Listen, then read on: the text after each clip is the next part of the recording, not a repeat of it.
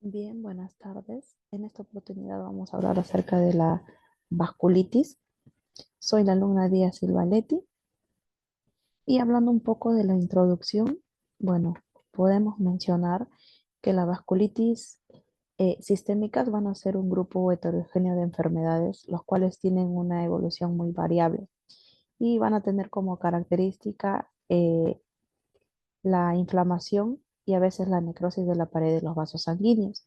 Esta inflamación lo que va a causar es una serie de respuestas en los cuales va a haber aumento de la permeabilidad vascular que puede causar edema y púrpura, debilitamiento de la pared arterial y también pues la formación de aneurismas o su rotura con hemorragia y la proliferación de la íntima o trombosis que puede causar estenosis o también oclusión, ¿no? Oclusión vascular con isquemia e infarto tisular.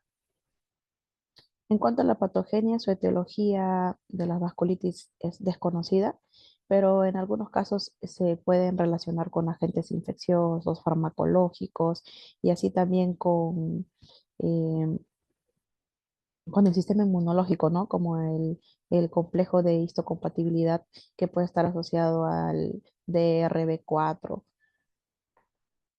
En cuanto a la etiología, ya como lo mencioné, básicamente las vasculitis son idiopáticas. Pueden estar también asociadas a procesos infecciosos como bacterias, estreptococos, estafilococos, la salmonela, la yersinia, micobacterias, virus, por ejemplo, la hepatitis A, B y C, citomegalovirus, VIH con la varicela zoster, parvovirus, con las espiroquetas como el Treponema pallidum, la borrelia, hongos como el Aspergillus, el criptococo, asociadas a procesos malignos, los que están asociados a drogas o antígenos exógenos y secundarias a conectivopatías, ¿no? Como por ejemplo pacientes con lupus o artritis reumatoides. En cuanto a la clasificación, bueno, según la nomenclatura de vasculitis adoptada en la Conferencia del Consenso de Chapel Hill en el 2012, estos se, se han clasificado como vasculitis de vasos grandes, vasos medianos, vasos pequeños, vasculitis de vasos tamaños variables, de órgano aislado, ¿no? Y dentro de los cuales, pues, tenemos a las vasculitis de vasos grandes, las arteritis de Takayasu, las arteritis de células gigantes, las vasculitis de vasos medianos como las poliarteritis nudosa, la enfermedad de Kawasaki, y las de vasos pequeños, que son las vasculitis asociadas a los anticuerpos anticitoplasma de no los neutrófilos, es decir, al ANCA, como la poliangitis microscópica, la granulomatosis con poliangitis o también conocida como Wegener, y la granulomatosis eosinofílica con poliangitis, conocida también como el Churg-Strauss, que lo vamos a hablar más adelante. En cuanto al cuadro clínico, bueno, el cuadro clínico se va a presentar de acuerdo a los vasos que se encuentran comprometidos, ¿no?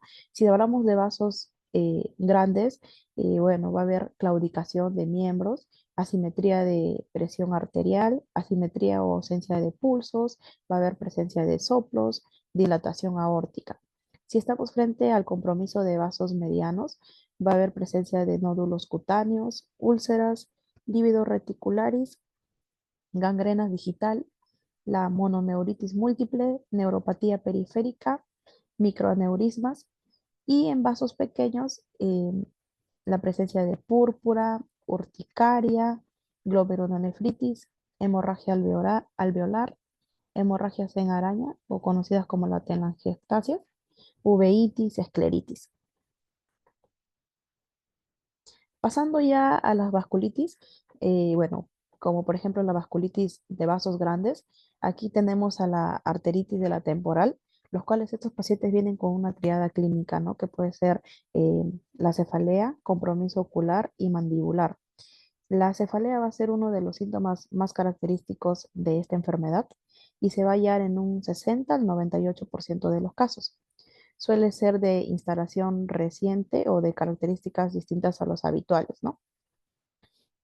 Cabe mencionar que el diagnóstico de esta vasculitis se va a hacer mediante una biopsia de la arteria temporal superficial que debe realizarse siempre que se sospeche de esta enfermedad, para lo cual se va a extraer un fragmento de 2 a 3 centímetros y se tiene que examinar numerosas secciones histológicas, ¿no?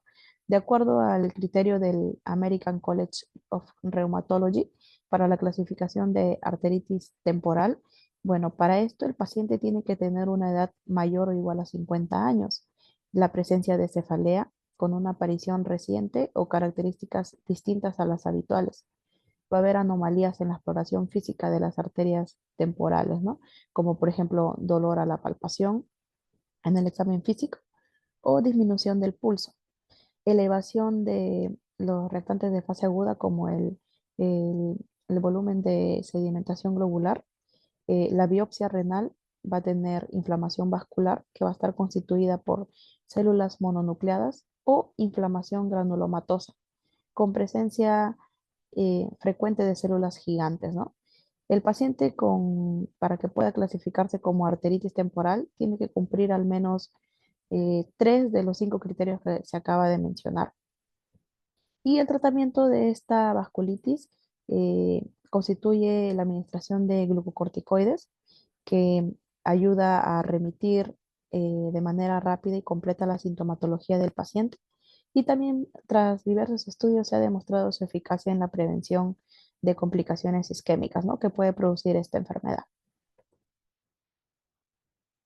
En cuanto a la arteritis de Takayasu, bueno, aquí básicamente la clínica del paciente va a ser de acuerdo al vaso que está comprometido, ¿no? Normalmente es la aorta, como podemos ver en la imagen, la aorta y sus ramas.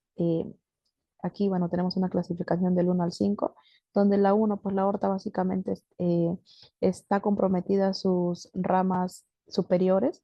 En la 2A, por ejemplo, puede estar comprometido la aorta ascendente y sus ramas superiores.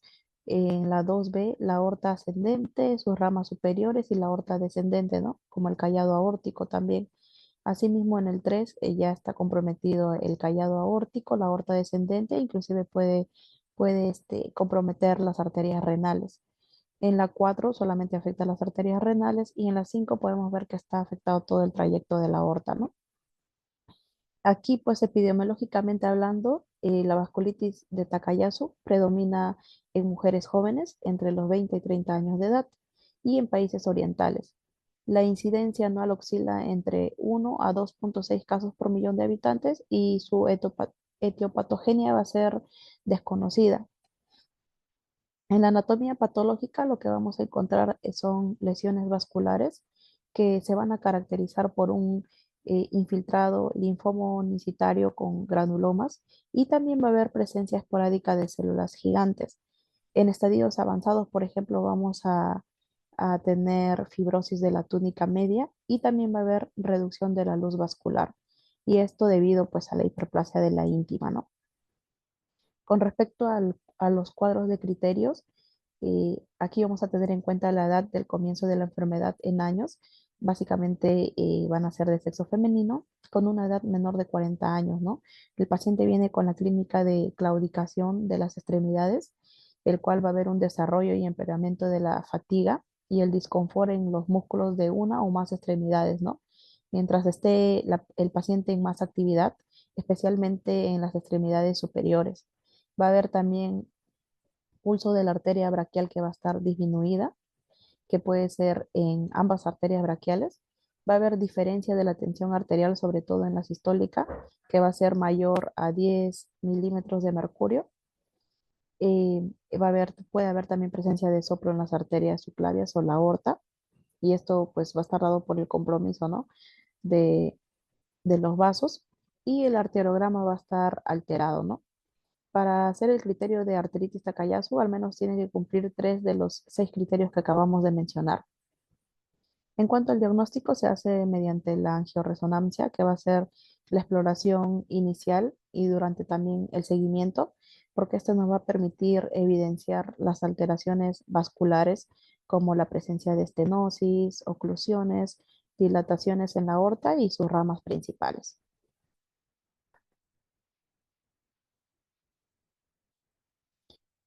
En cuanto ya a las vasculitis de mediano vaso, bueno, aquí tenemos a la enfermedad de Kawasaki.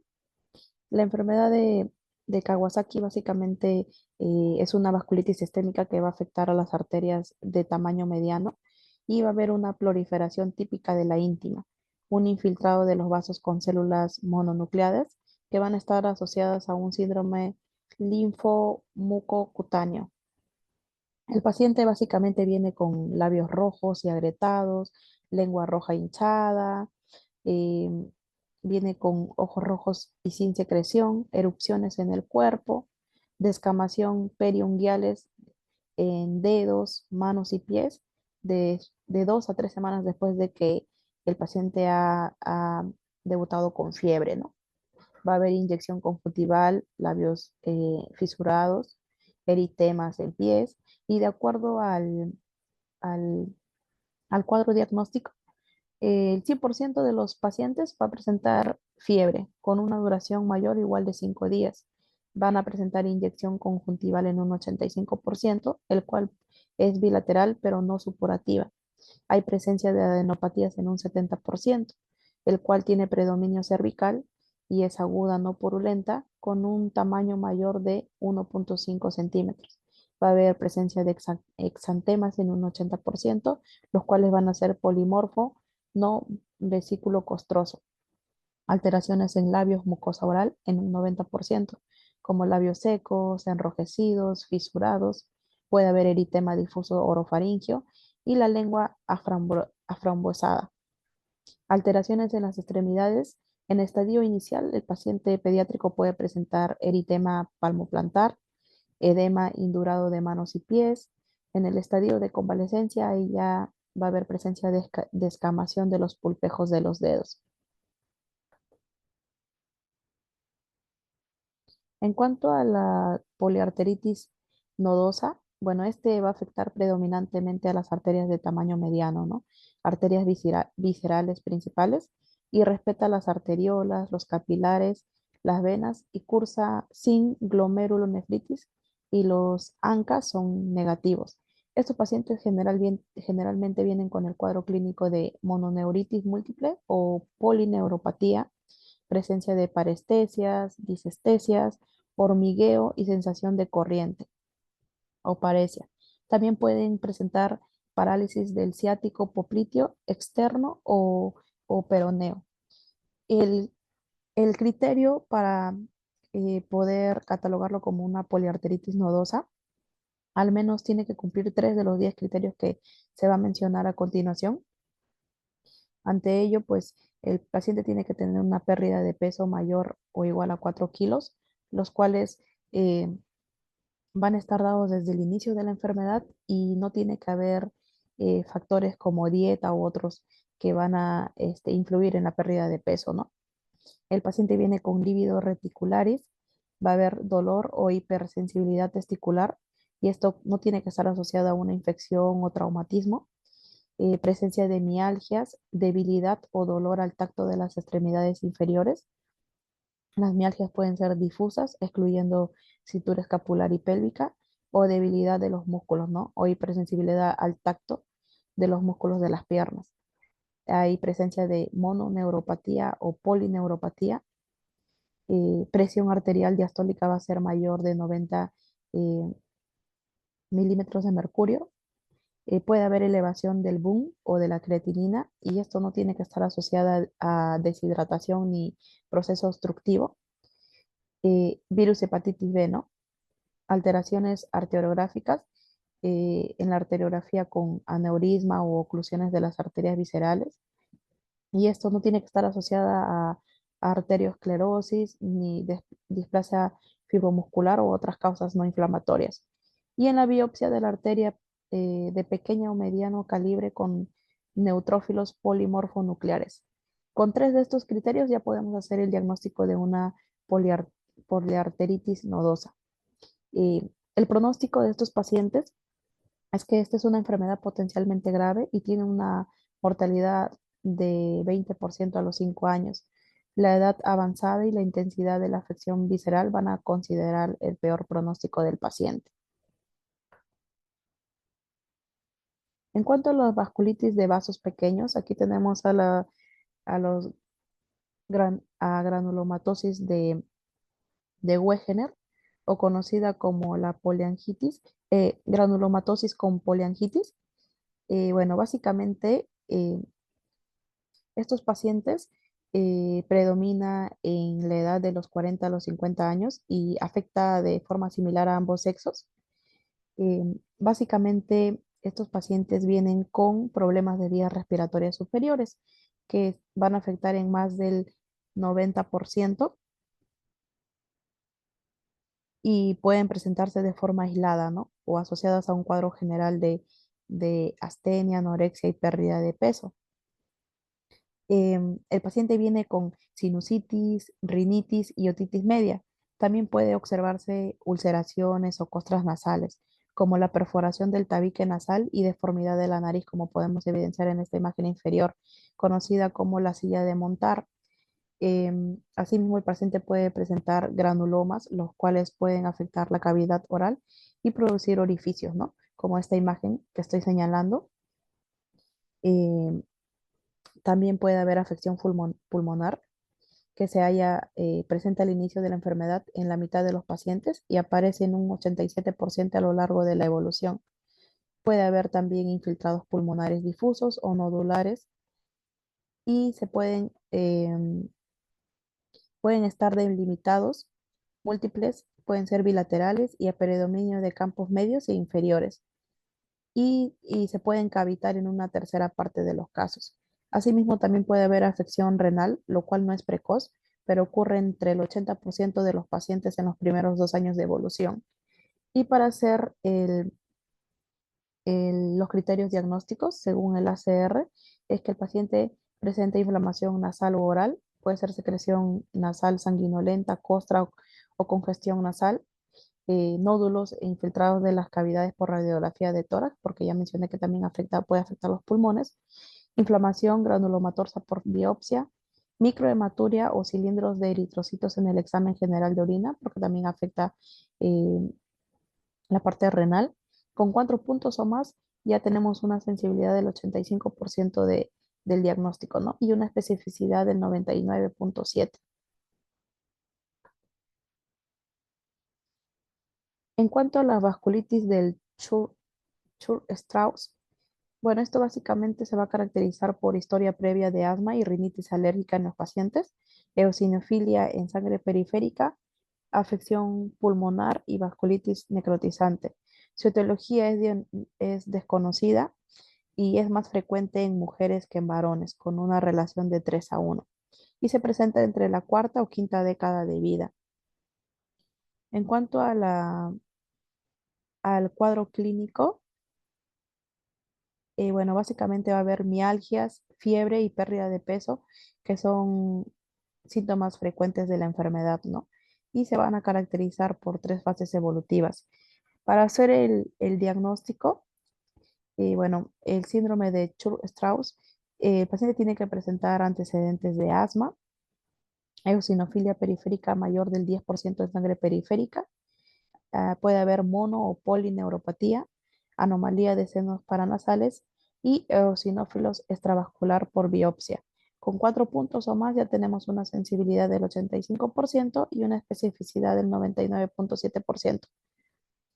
Y según el ACR EULAR en el 2022, bueno, ellos mencionan que tiene que haber em, que la vasculitis Church-Strauss, ahora conocida como la granulomatosis eosinofílica con poliangiitis, tiene que tener enfermedad obstructiva de vía aérea, presencia de pólipos nasales, cuenta de eosinófilos más del 10%, el anti-PR3 ANCA positivo, la inflamación extravascular eosinofílica, mononeuritis múltiple o neuropatía motora no debida a radiloco- eh, radiculopatía y presencia de hematuria, ¿no? Con 6 o más puntos ya tenemos la sensibilidad del 85% y especificidad del 99% de la enfermedad. Y con respecto a la púrpura de Schönlein-Henoch, bueno, estos pacientes vienen con la tríada de dolor abdominal, arteritis y la púrpura no trombocitopénica. Lo que se hace con estos pacientes es darle soporte, que el paciente esté en reposo, se le pueda hidratar y sobre todo supervisar, ¿no? Que el paciente no haga complicaciones renales ni abdominales. Se le puede dar analgésicos con AINES si el paciente presenta artralgias, artritis, si no empeora la púrpura, tener la precaución de que el paciente no llegue a desarrollar insuficiencia renal y hemorragia intestinal. Y si ya estamos con compromiso abdominal o edema subcutáneo, nefritis, podemos usar corticoides. Y si debido a esto el paciente sigue evolucionando de manera no favorable y ya hay presencia de nefritis severa o alguna manifestación severa, ya se puede utilizar los inmunosupresores, ¿no? Y si ya tenemos compromiso de órgano como renal, podemos realizar la plasmaféresis. En cuanto al tratamiento ya de vasculitis de vasos pequeños en general, una vez que ya tenemos el diagnóstico de las vasculitis de vasos pequeños, procedemos a la evaluación de la enfermedad y a la inducción de la remisión, ¿no? Lo cual lo podemos hacer con ciclofosfamida o glucocorticoides o el rituximab con glucocorticoides. Si el paciente no hay amenaza de daño de órgano, bueno, podemos considerar el tratamiento con metrotexate o micofonelato. Pero sin embargo, si el paciente, a pesar del tratamiento que ya se ha establecido con ciclofosfamida y glucocorticoides o rituximab y glucocorticoides, y a pesar de ello hay daño de órgano vital o amenaza de vida y aumento de la creatinina, ya se le puede agregar la plasmaféresis, ¿no?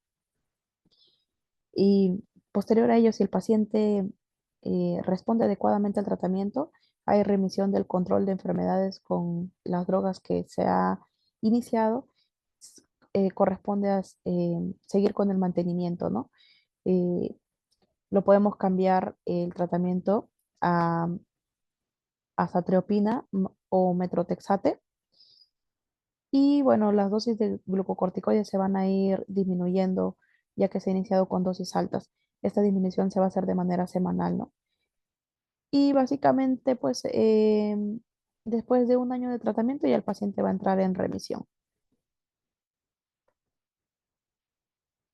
Aquí tenemos un cuadro comparativo acerca de la vasculitis de vaso pequeño para hacer lo más explícito. Con respecto al PAN, por ejemplo, ya lo mencioné, esto es característico que el paciente viene con una poliarteritis microscópica. Su complicación más frecuente es la hemorragia alveolar. El diagnóstico se va a dar mediante la biopsia de órgano afectado. El tratamiento de la PAN va a estar dado con corticoides a dosis altas y también se puede utilizar la ciclofosfamida, ¿no? Si en el caso el paciente está infectado con hepatitis B y el interferón con plasmaféresis. En el Chuck-Strauss, paciente hay aquí los antecedentes de asma, ¿no? La eosinofilia el 10%. Aquí en el pulmón se puede encontrar infiltrados bilaterales. eh, y la causa de muerte básicamente en el Chuck-Strauss va a ser cardíaco. En la de Wegener, aquí lo que vamos a encontrar son los granulomas, inflamación necrotizante en vasos de vía respiratoria, más glomerulonefritis. En la biopsia vamos a encontrar granulomas sin vasculitis. El riñón puede haber glomerulonefritis sin granulomas. Y en la vía respiratoria, pues es agresivo, ¿no? Porque destruye también el tabique nasal, produciendo la silla de montar. Y aquí vamos a tener el ANCA-C positivo. El tratamiento va a ser con ciclofosfamida, el cual va a tener sus efectos colaterales que produce leucopenia, por lo cual se puede sustituir el tratamiento con metrotexate. En la arteritis temporal, bueno, ya afecta más a las arterias craneales y a las arterias temporales, más frecuente en mujeres mayores de 55 años.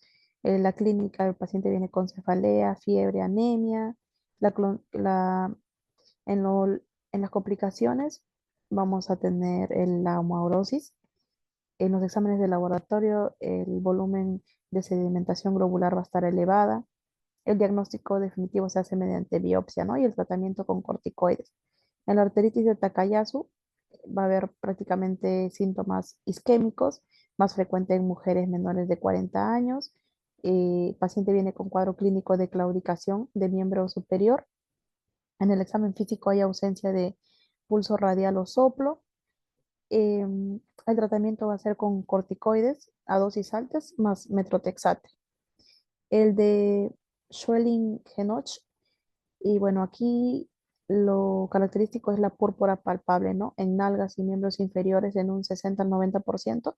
Hay artralgias y el tratamiento es con corticoides a dosis altas.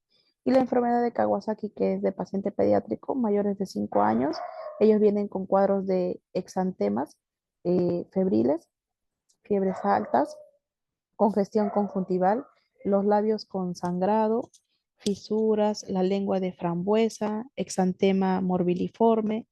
La gravedad se da por la afectación cardíaca, ¿no? Los pacientes mueren por miocarditis y la complicación básicamente va a ser afectación coronaria.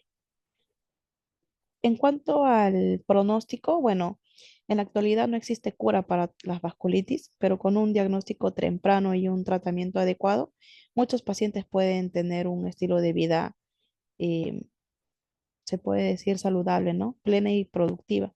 Y el pronóstico también, pues, va a depender de los factores como de la forma de la vasculitis, los órganos que están afectados y la gravedad de la enfermedad.